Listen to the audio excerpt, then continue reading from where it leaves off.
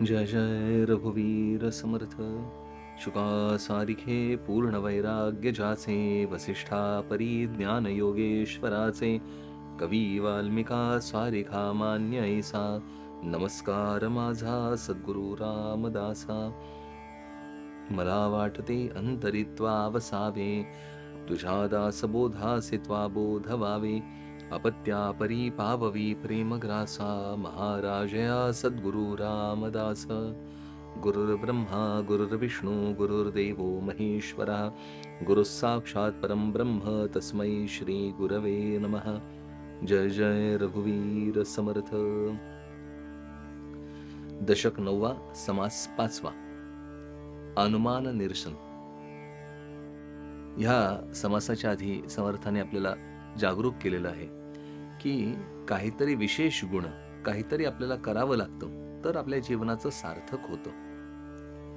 मी मनुष्य म्हणून जन्माला आलो तर मला ह्या मनुष्य देहाच्या आधाराने काहीतरी चांगलं करायला पाहिजे, कारण हा एकमात्र देह असा आहे ज्याच्यामध्ये माझा परमार्थ योग्य होऊ शकतो.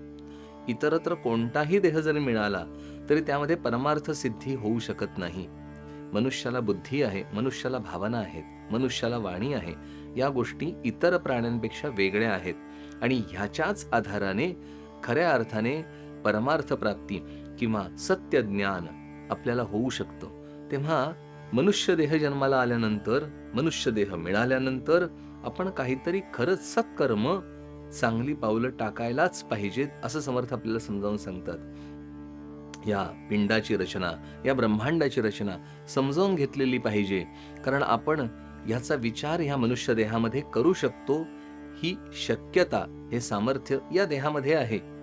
तेव्हा शिष्याच्या मनामध्ये आशंका निर्माण होते. अनुमान निरसन या समासाचं नाव आहे.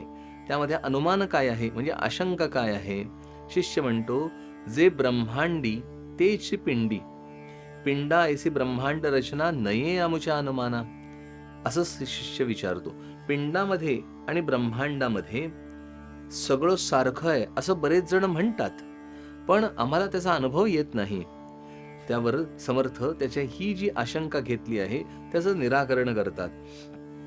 समर्थ म्हणतात, पिंड ब्रह्मांड एक राहाटी, ऐसी लोकांची लोकधाटी, परी प्रत्ययाचे परिपाठी तगो न सके. पिंड ब्रह्मांड, जे पिंडी आहे तेच ब्रह्मांडी आहे असं लोक बिनधास म्हणत असतात. आणि इथे समर्थ म्हणतात, ऐसी बोलावयाची, असं बोलण्याची स्थिती आहे, परंतु ती अनुमानाच्या क्षेत्रामध्ये जेव्हा येतं तेव्हा लक्षात येतं तसं काही नाही. पिंडामध्ये आणि ब्रह्मांडामध्ये साम्य आहे का? आहे, पण ह्यामध्ये फरक देखील खूप आहे. तेव्हा जे पिंडात आहे तेच ब्रह्मांडात आहे, तेवढंच ब्रह्मांडात आहे हे म्हणणं मात्र चुकतंय. मग समर्थांनी लागोपाठ आपल्याला उदाहरणं दिलेली आहेत. समर्थ म्हणतात, जे पिंडामध्ये आहे, जसं उदाहरणार्थ मन, बुद्धी, अहंकार, चित्त, हे सगळ्या गोष्टी पिंडामध्ये आहेत. ब्रह्मांडामध्ये त्याची कल्पना केलेली आहे, जणू काही विष्णू आहे, रुद्र आहे. ही सगळी मंडळी पिंडाप्रमाणेच ब्रह्मांडात कार्यरत आहेत. पण पिंडामध्ये आणि ब्रह्मांडामध्ये महत्वाचा फरक दिसतो. पिंडामध्ये सगळं सृष्टी रचना दिसते, त्या ब्रह्मांडामध्ये सगळी सृष्टी रचना दिसते, ती पिंडामध्ये कुठे आहे? समर्थ म्हणतात, 33 कोटी सुरवर, 88 सहस्र ऋषेश्वर, 9 कोटी कात्यायनीचा विचार पिंडी कोठे? पाहता ब्रह्मांडाची प्रचिती, कित्येक संशय उठती, ते हे काल्पनिक श्रोती नेमस्त जाणावे. औट कोटी भूतावळी, औट कोटी तीर्थावळी, औट कोटी मंत्रावळी, पिंडी कोठे? पिंडामध्ये हे काही नाही. काय काय सांगितलं समर्थांनी? औट कोटी भूतावळी, भूत जी आहेत सगळी ती औट कोटी सांगितलेली. औट कोटी तीर्थावळी, 8 कोटी तीर्थ सांगितलेली आहेत. आता ती पिंडात आहेत का एवढी 8 कोटी तीर्थ? नाही. ब्रह्मांडामध्ये बरंच काही आहे जे पिंडामध्ये दिसत नाही, कारण पिंड आणि ब्रह्मांड याच्यामध्ये बराच भेद आहे. बाह्यांगाने निश्चितच भेद आहे. हे दोन्ही सारखे नव्हेत. ह्यांच्या मूलभूत संकल्पना सारख्या आहेत, परंतु ते दोन्हीही एकसारखे नव्हेत. समर्थ ते म्हणतात, ब्रह्मांडी पदार्थ निर्माण झाले, पृथकाकारे वेगळ आले, तेही तितके निरोपिले पाहिजे पिंडी. ब्रह्मांडामध्ये बरेच पदार्थ निर्माण होताना दिसतात आणि ते लयाला जाताना दिसतात. जे निर्माण झालेलं आहे ते पिंडामध्ये दाखवा बघू. त्यामुळे पिंड आणि ब्रह्मांड यांच्यामध्ये पदार्थांच्या दृष्टीने बाह्यांगाने अफाट भेद दिसतो. याच्यात सापेक्षता कशाचीच नाहीये. साधर्म्य साधर्म्य काही गोष्टीत आहे, बाकी बऱ्याचशा गोष्टीत नाही. समर्थामध्ये म्हणतात, हे सांगता पुरेना, जितुकी औषधी तितुकी फळे, नाना प्रकारी रसाळे, नाना बीजे धान्य सकळे. काय काय समर्थ म्हणतात, औषध अनेक प्रकारची रसाळ फळं, अनेक प्रकारची बीज, ही सगळीच्या सगळी ब्रह्मांडात जी दिसतात ती आपल्या पिंडामध्ये दिसत नाहीत. ती नाही आहेत आपल्या पिंडामध्ये, कारण ब्रह्मांड खूप विशाल, विस्तीर्ण आणि मोठं आहे. पिंड अतिशय अल्प आणि लहान आहे.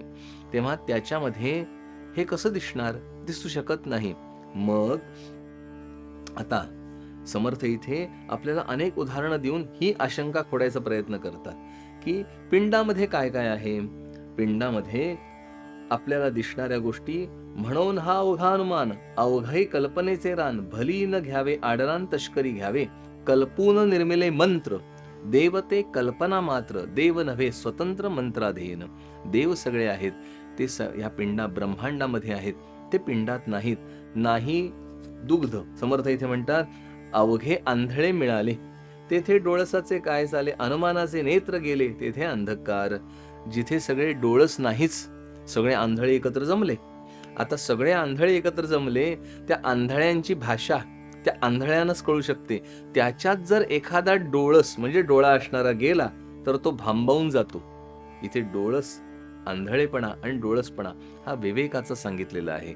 मी विवेकाच्या आधाराने विवेकाचे डोळे लावून निवाडा करत मला या ब्रह्मांडाकडे बघायचं आहे, तर मला हे समजणार आहे, अन्यथा मला समजणार नाही. मग ते आंधळ्यासारखं होतं. आंधळे सगळीकडे फिरतात, कळत काहीच नाही. पण ज्याला डोळे मिळाले, म्हणजे ज्याचा विवेक जागा झाला, तो डोळे उघडतो आणि डोळ्याच्या आधाराने बघतो, तेव्हा त्याला कळायला लागतं.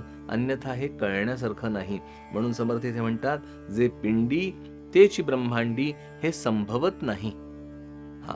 पण ह्यामध्ये थोडासा भेद आहे, थोडासा साधर्म्य आहे पिंडामध्ये आणि ब्रह्मांडामध्ये. कशाचं साधर्म्य आहे? समर्थ म्हणतात, 5 भूते ते ब्रह्मांडी आणि 5ची वर्तती पिंडी, याची पहावी रोकडी प्रचित. आता प्रचित कशाची घ्याल? म्हणजे प्रत्यक्ष प्रचित घेणे म्हणजे प्रत्यक्ष अनुभवणे, समजून घेणे. ते कशाचं घ्याल? तर इथे समर्थ आपल्याला सांगतात, 5 भूत म्हणजे पंचभूतात्मक हे विश्व आहे आणि पंचभूतात्मक हा पिंड आहे. तेवढं मात्र साधर्म्य आहे या दोघांमध्ये. 5ची वर्तती पिंडी आणि 5ची ब्रह्मांडी. 5 भूते ते ब्रह्मांडी आणि 5ची वर्तती पिंडी, याची पहावी प्रचिती रोकडी. आता 5 भूतांचे ब्रह्मांड आणि पंचभौतिक हे पिंड, या वेगळे ते उदंड अनुमान ज्ञान. बाकी सगळे अनुमानाचं ज्ञान आहे. काय काय आहे? पंचभूतात्मक म्हणजे पृथ्वी, आप, तेज, वायू आणि आकाश. ह्या 5 भूतांच्या पंचीकरणानंतर हे सगळं ब्रह्मांड जे आपल्याला आता दिसतंय ते सगळं निर्माण झालं. आणि हा पिंड देखील या ब्रह्मांडातलाच आहे, त्यामुळे तो देखील पंचभौतिक आहे. म्हणजे 5 भूतांचाच बनलाय. पृथ्वी, आप, तेज, वायू आणि आकाश, या 5 भूतांचाच तेवढा पिंड बनलेला आहे. आणि एवढं मात्र या दोघांमध्ये सामर्थ्य आहे. 5 पंचभौतिक ब्रह्मांड आणि पंचभौतिक पिंड हे दोन्ही एकसारखे आहेत. म्हणजे कशा संदर्भात? निर्मितीच्या संदर्भात, मूलभूत द्रव्यांच्या संदर्भात पिंड आणि ब्रह्मांड एकसारखे आहेत. याच्या व्यतिरिक्त मात्र दोघांमध्ये साधर्म्य नाही. समर्थ म्हणतात, जेची पिंडी तेची ब्रह्मांडी, प्रचित नाही की रोकडी, पंचभूतांची तातडी दोहीकडे. दोघाही मध्ये एकच तेवढं साधर्म्य आहे.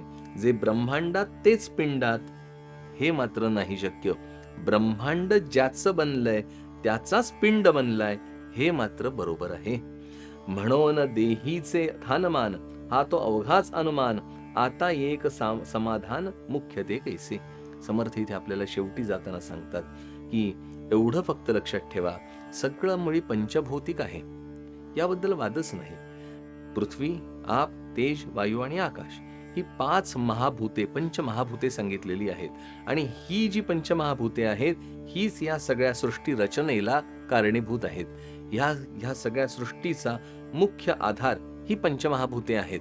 आता या सृष्टीमध्येच देह आहे आणि सृष्टीमध्येच देह असल्यामुळे हा देह देखील पंचभौतिक आहे.